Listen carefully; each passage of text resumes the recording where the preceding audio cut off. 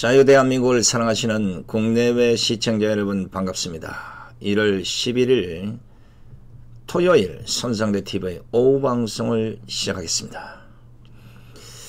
제가 그동안에는 토요일 오후는 주로 집회 현장에 있는 것 때문에 방송을 못했는데 자세히 보면 토요일과 일요일에 좌파들의 성향상 주요 뉴스들이 그냥 쏟아져 나와도 이걸 일일이 전해드리지 못해서 묻혀버리는 경우가 많아서 앞으로는 시간이 되는 대로 뉴스 브리핑과 약간의 분석을 겸한 이런 방송을 녹화를 통해서라도 여러분들에게 들려드릴 겁니다.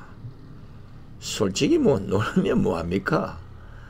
한순간도 좌파 사냥에 틈을 주면 바로 그 틈에 주사파가 끼어들이 우파에서는 물샐 틈 없는 지식무장으로 대한민국을 구하기 위한 보초를 써야 할 것 같아서 이 방송을 하고 있는 겁니다. 자, 오늘은 두 가지 이슈에 대해서 제가 여러분들하고 같이 이야기를 해보고자 합니다. 그동안 여러분들의 마음이 많이 상했을 고위 공직자 범죄 수사처, 이른바 공수처 생각나시죠?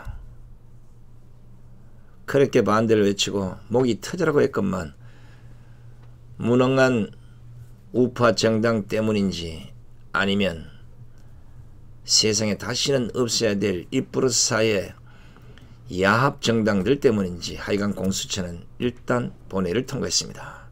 그런데 이 공수처를 둘러싼 여야 간의 다툼이 지금은 딱 잠겨 있지만 4월에 치러지는 총선 이후에 제2차전이 붙을 것으로 예상이 됩니다.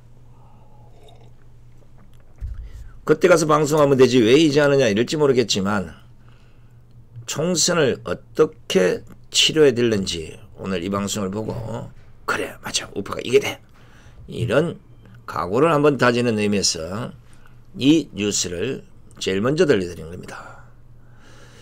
아시다시피 공수처 우리가 얼마나 많이 반대했습니까? 말로는 국가 3부 요인, 대통령, 국회의장, 대법원장에 대한 수사권은 물론이고 검찰총장, 판사, 검사에 대한 기소권으로 막강한 권한을 거머쥔 공수처라고 하지만 제가 보기에는 이것이 정권 연장, 주사파 좌파 정권의 무소불위를 행하기 위한 더 쉽게 얘기하면 우파들을 모조리 때려잡는 엄청난 무기가 된다면 나라 망가는 건 둘째치고 얼마나 심각한 양상이 대한민국에 펼쳐지겠습니까?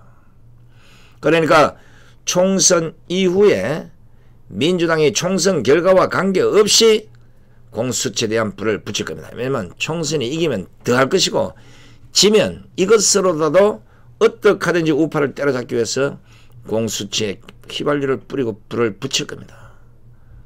그런데 이 논란이 될 수 있는 건 뭐냐면 바로 공수처를 어떻게 구성하느냐 이것을 놓고 여야 간에 왁자지껄한 2차전이 벌어질 것이다. 제가 그렇게 보고 있는 겁니다.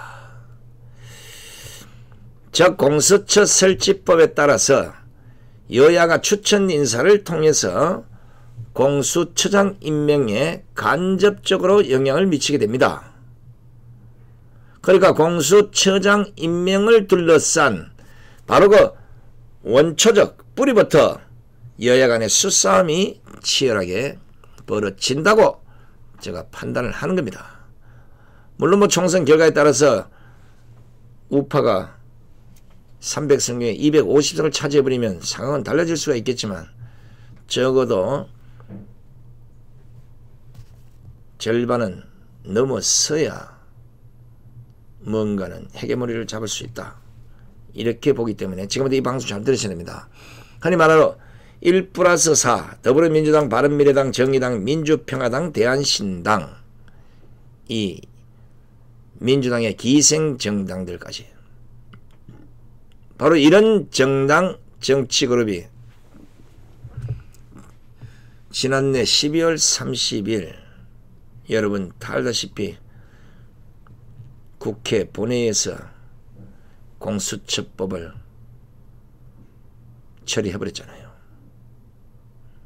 아마 연말에 수많은 애국 국민들이 마치 뒤통수를 얻어 터진 것 마냥 한숨을 쉬고 시리에 빠졌던 기억이 있습니다.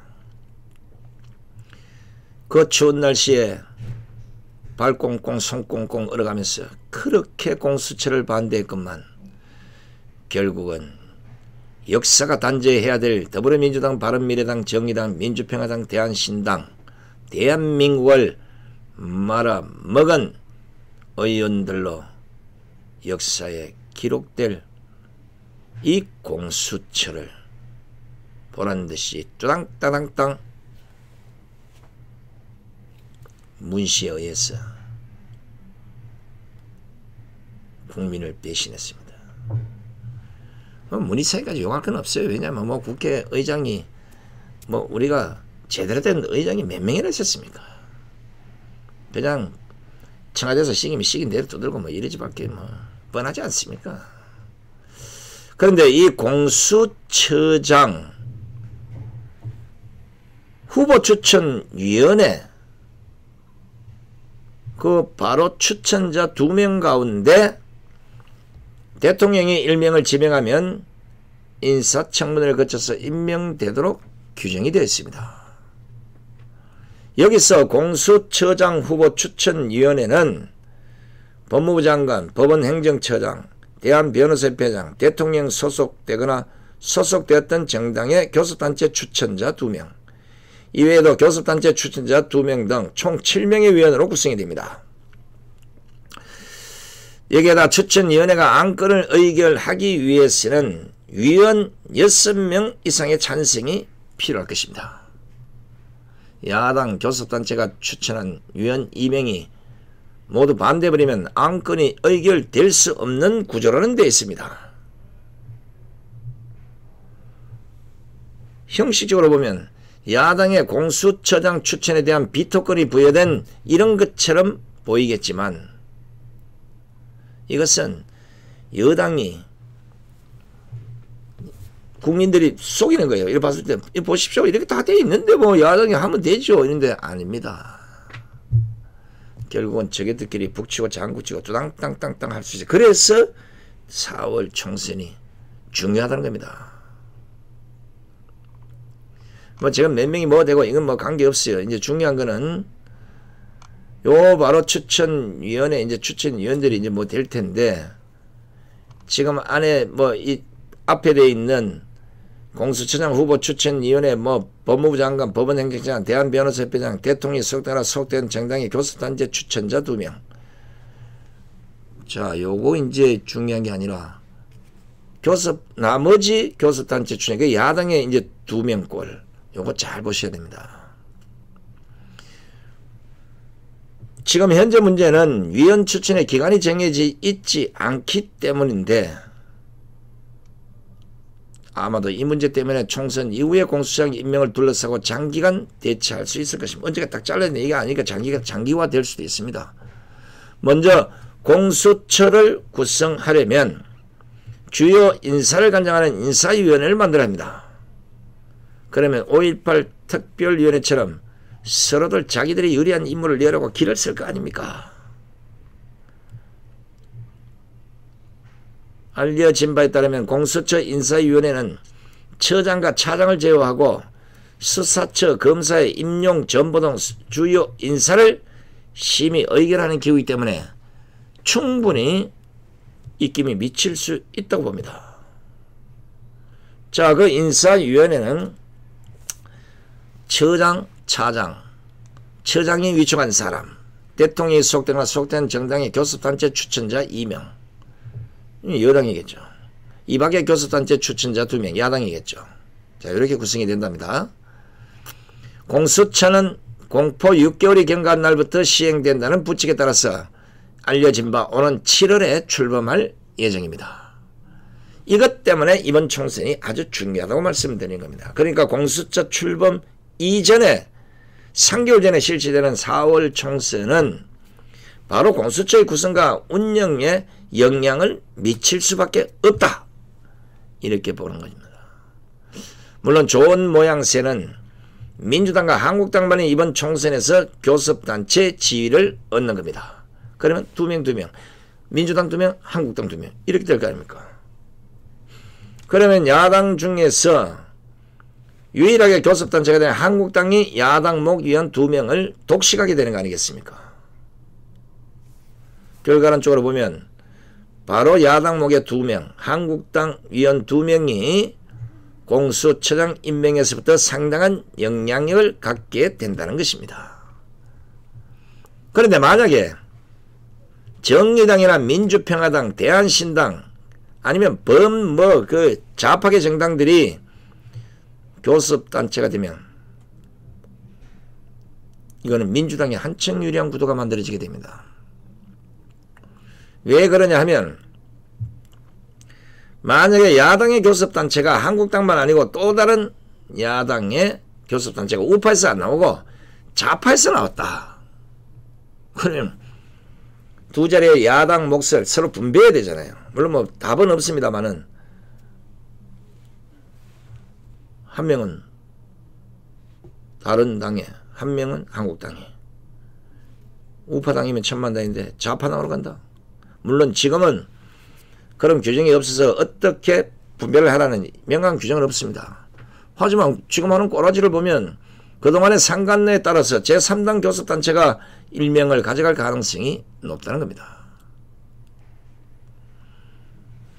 한국당이 2명을 확보하도록 만들어줘야 하는데 이것도 안 된다면 결국은 한국당과 또 다른 우파 정당이 교섭단체로 들어갈 수 있게 밀어줘야 됩니다. 이게 흔히 말하는 비례대표 한국당이나 제가 보기엔 비례대표 한국당 이런 거 만들지 마세요. 오히려 저 우리 공화당이나 아니면 우파의 다른 정당들 많이 있잖아요. 그들과 손을 잡고 그 정당을 교섭단체로 만들어줘서 동시다발로 딱 들어가서 둘이 똑같은 목소리를 내뿜으면 공수처가 뭐가 다 끝나는 겁니다. 제가 방송에서 수차 말했지만 공수처는 백해무익한 기구입니다.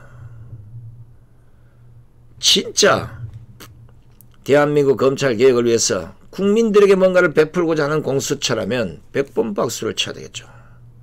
그러나 이것은 보라 마나 지금 추미애가 들어와서 하는 법무부의 꼬라지를 보면 공수처만 생기면 나라가 큰일 날 것이 생겼습니다. 지금 추미애가 들어와서 며칠 만에 완전히 자기들 멋대로 검찰을 막 쥐고 흔들고 지금 검찰총장까지 내보내서 저거들 손아귀에 완전 열려고 하는데 공수처가 만들어지면 어떻겠습니까? 찍소리 한마디 하는 인간들 모두 감옥에 보낼 수 있는 이 칼자루를 주는 것과 똑같습니다. 국민을 위한 공수처가 아니라 정권 연장과 독재를 행하기 위한 공수처가 된다. 이래서 백해무익한 것이라고 말씀을 드리는 것입니다. 자, 그렇다면 우리 우파 수많은 국민들은 그냥 네가 좋아 내가 좋아 아니라 나라를 구한다는 심정으로 이 무소불위의 공수처가 만들어져서는 안 된다는 생각으로 이번 4월 총선에 임해야 될 것이고 적어도 300석 중에 280석은 우파가 갖고 와야 이 좌파 정권이 정신을 차리지 않겠습니까?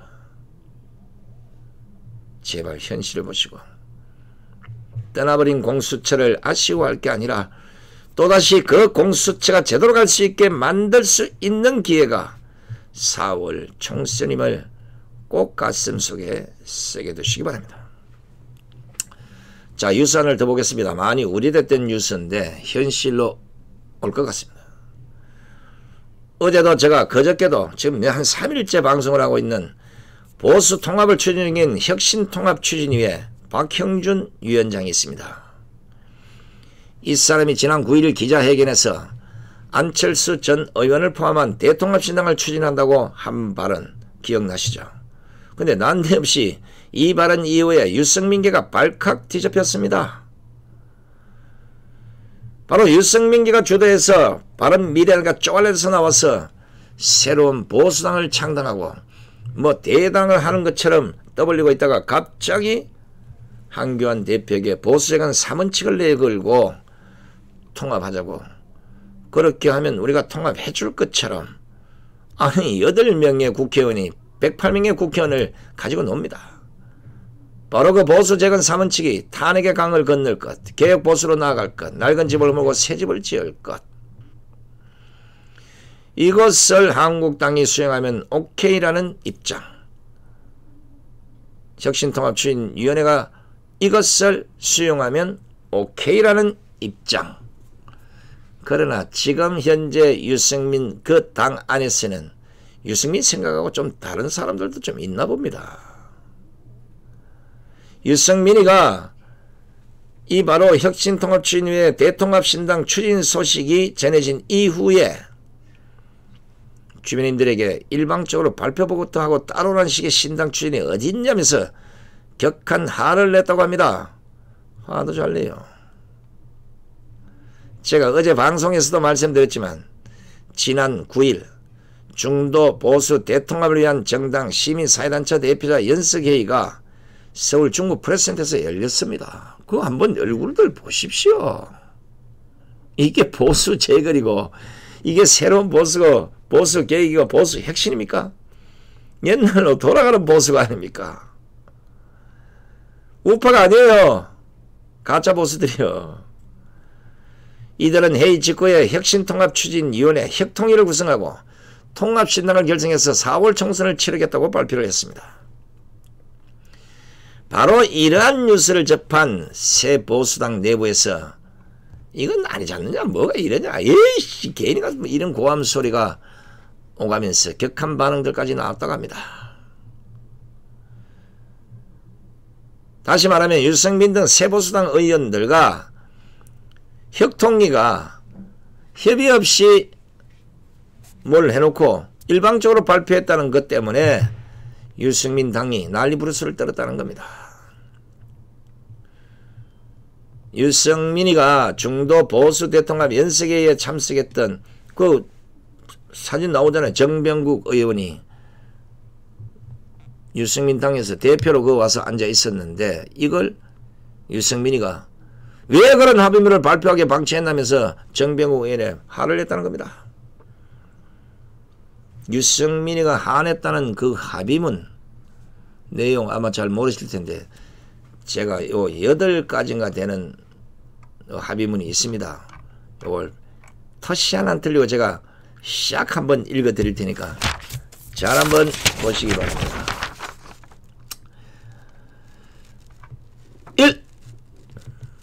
중도 보수 대통합을 위한 혁신통합위원회를 구성한다. 2. 박형준 의장을 혁신통합추진위원회 위원장으로 한다. 3. 보수 대통합의 원칙은 혁신과 통합이다. 4. 통합은 시대 가치인 자유와 공정 추구이다. 5.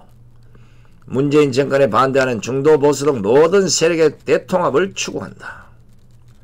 6. 세대를 넘어 청년의 마음을 담을 수 있는 통합을 추구한다. 7. 더 이상 탄핵 문제가 총선 승리의 장애가 되어서는 안 된다. 8. 대통합 정신을 실천할 새로운 정당을 만든다. 바로 이 합의문 때문에 유승민이가 화를 냈다는 것인데 정병국 의원이 중앙일보에 통화해서 밝힌 사실을 보면 화를 낸 것 같아요. 정병국 의원이 뭘 했냐면 혁통위 출범 과정에서 오해가 생겨 당시 유 의원이 화를 내긴 한 건 맞지만 상황을 설명을 해서 오해는 금방 풀렸다고 이런 말을 했습니다. 그런데 새로운 보수당 분위기는 여전히 싸합니다. 유승민계는 박형준 위원장의 임명에 대한 불만도 있고 합의문 중에 2번, 5번 항목을 선뜻 받아들이지 못하는 분위기 같습니다. 2번, 5번 금방 잊어버렸죠. 제가 다시 한번 2번과 5번을 읽어드립니다. 2번은 박형준 의장을 혁신통합추진위원회 위원장으로 한다. 그게 박형준을 의장 시킨 게 꼬라지 위원장 안 되다 지금 이 얘기 아닙니까? 5번은 문재인 정권에 반대하는 중도 보수 등 모든 세력의 대통합을 추구한다. 요거는 안철수가 돌아올까봐 쫄아서 그런 겁니다. 이 새로운 보수당이나 우파들 모여서 하는 꼬라지 보면요 부처님 손봐도 다 편하게 보입니다. 자, 2번은 그렇다 치더라도 5번은 제가 보기에는 좀 많이 껄끄러울 겁니다. 합의문 내용 중에 안철수 등과 관련된 5번 항목입니다. 안철수 말은 안 해도 요 분명히 안철수가 돌아온다고 지금 박영준 그 위원장이 했던 얘기 때문에 지금 껄끄러울 겁니다. 5번 항목에 대해서 세보수당 내 반발이 큰 이유가 박영준 위원장이 그 전날에 안철수 합류를 목표로 한다면서 안철수에게도 들어올 것이다. 그리고 안철수가 귀국하면 만나고 싶다. 이 말을 했기 때문에 세보수당에서 난리 난 겁니다. 저 그냥 한국당하고 세보수당하고 만나서 안에서 뽑고 밖에서 뽑고 지지고 뽑고 이래서 대통합을 이뤄내고 그 통합의 형태가 지금 흔히 말하는 108명의 한국당과 8명의 요 당이 세보수당인가 뭐 새로운 보수당인가 유승민 당하고 하는 것보다는 바로 1대1 구도로 통합을 해서 공천도 얻고 자리도 얻고 들어가서 조금 있다가 휙 흔들어서 한교안 대표 내쫓는 뭐 이런 형태대로 가려고 하다가 혁신통합 추진위가 안철수까지 끄집어들여서 뭔가를 해보겠다 이렇게네. 어이쿠야 우리 생각과 잘못 가고 있는데 좀 있으면 내가 보기에는 튕겨져 나갈 것 같아요. 다 쪽박 찬다고 안 보라고. 유승민이 봤을 때는 자신보다는 더 중도나 아니면 좌파 쪽에 있는 안철수가 합류하면 결국은 자신의 입지는 약화될 뿐만 아니라 자신의 의견을 들어줄 사람이 그 안에 누가 있겠습니까? 제가 보기에는 여기서 한교안 대표가 머리를 잘 쓰면 유승민당 고사시킬 수 있습니다.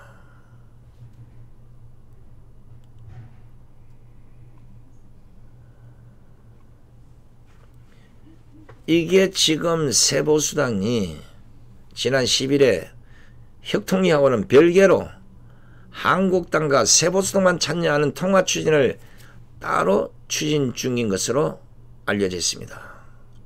그러니까 혁통위에 막 지저분하게 막 끌어모으고 거기에 안철수가 들어오면 유승민은 아무 역할도 없이고 자기들이 했던 얘기 다 무시당할 수 있다. 그러니까 안 되겠다 했어요. 한국당하고 세보수당만 둘이 해서 통합하자. 지금 이렇게 핸들을 트는 것처럼 보입니다. 내 눈에 딱 걸렸어.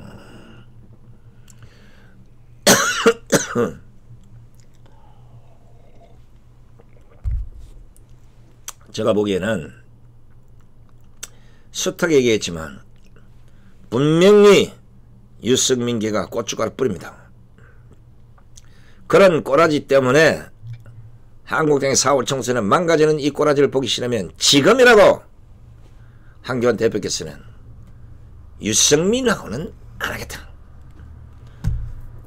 그리고 김무성, 김성태, 근성동만이라도 당 대표의 권한으로 공천하지 않겠습니다. 이게 결국은 우파 전체를 살리고 한국당이 총선에서 승리하는 엄청난 폭발력을 가지고 올 것이라는 것 알아주시기 바랍니다.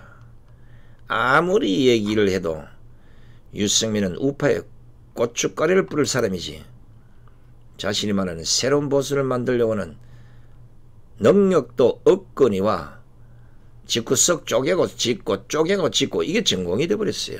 예전에는 이 당 저 당 움직이다 보면 철새를 하지만 당을 만들었다 깼다 만들었다 깼다 만들었다 깼다 이게 전공이 돼버린 오늘날의 유승민. 큰일 났습니다. 어떤 이유가 됐든 유승민으로서는 우파 재행하는 물론이고 총선에서 우파가 승리할 수 없다는 걸 아시고 한교안 대표는 지금이라도 핸들을 돌려서 우리 공화당 아니면 지금 창당되고 있는 조그만 이런 정당들끼리 진성 우파들끼리만 손을 잡고 나아가야 되지 않겠습니까? 제가 이 혁통위를 뭐 욕하고 뭐 이러려고 한 게 아니에요. 이자들이 만들어낸 그 합의문의 1번부터 8번까지 문재인 정권을 퇴진시키자 하는 말이 하나도 없습니다. 이 문재인 정권의 무소를 부르면서 문재인은 탄핵이나 퇴진을 시켜야 된다. 이 항목이 하나도 없어요. 그러면서 무슨 통합을 부르짖고 보수 얘기를 합니까? 지금 보수가 3년 4년 동안 박근혜 대통령의 불법 탄핵에 한거하고 문재인 이 퇴진을 시켜야지면 대한민국이 망하게 생겼다고 목숨 건 투쟁을 하고 자빠졌는데 반대로 혁신추진위원회는 혁신통합위원회를 왜 만듭니까? 보수 대통합의 원칙은 혁신과 통합이 아니라 보수 대통합의 원칙은 문재인 정권을 끝장낸다고 해야죠. 통합은 시대 가치인 자유와 공정 추구가 아니라 통합을 하자고 할 때는 어디 처박혀서 담 뒤에 숨어 있다가 이제 나와서 통합 부르짖는 이자들부터 정리를 해야 됩니다. 문재인 정권에 반대하는 중도 보수 등 모든 세력의 대통합을 추구한다. 문재인 정권의 반대가 아니라 문재인을 끄집어 내려야 된다는 거야. 세대를 넘어 청년의 마음을 담을 수 있는 통합을 추구한다. 그럼 그동안 청년들이 한 게 뭐 있어? 더 이상 탄핵 문제가 총선 승리의 장애가 되어서는 안 된다. 탄핵 문제가 총선 승리의 장애가 되는 게 아니라 탄핵을 한 인간들이 지금 꼴상사납게 한국당에 있기 때문에 총선 승리를 할 수 없다는 겁니다. 아이고 어느 정당에서 나를 좀 안 데려가나? 대변인 정도 하려면 이 정도는 해야 될 거 아니에요. 상대방이 오줌똥을 못 가릴 정도로 벌벌벌 떨어야 이야 저 당이 함부로 들여야 큰일 나겠구나. 연봉 한 10억만 주면 목숨 걸고 가서 한번 해볼 텐데 그래도 내가 김재도보다는 좀 더 받아야 되지 않겠습니까? 농담이고 전 정치 안 합니다. 정치보다는 대한민국이 똑바로 갈 수 있는 그 힘을 국민으로부터 몰아서 잘못된 정권을 좌우를 떠나서 호되게 혼을 내는 이 일이 국가와 민족을 위해서 더 영광스러운 일이라고 생각하기 때문에 오늘 또 그냥 강화문에서 목이 터져라 문재인 퇴진만을 외칠 뿐입니다. 지금까지 시청해 주신 시청자 여러분 대단히 고맙습니다. 안녕히 계십시오. 멸공